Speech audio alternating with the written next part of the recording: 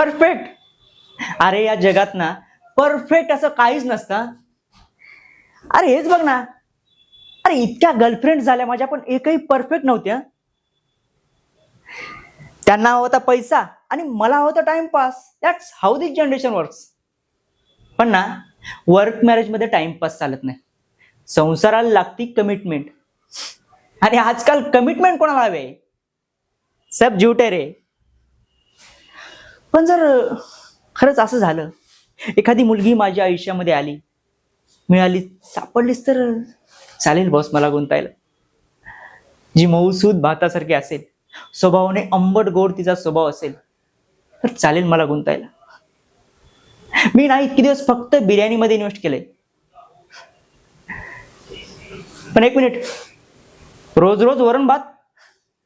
आधी जर रोज रोज वरण भाताचा कंटाळा आला ना, हे तर खूप रिस्की आहे बॉस.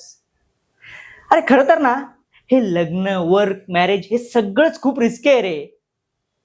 पण मला मिळवण्यासाठी जी मुलगी स्वतःला पणाला लावेल ना, ती असेल माझी मिस परफेक्ट. अरे परफेक्ट, परफेक्ट असं या जगात काहीच नसतं.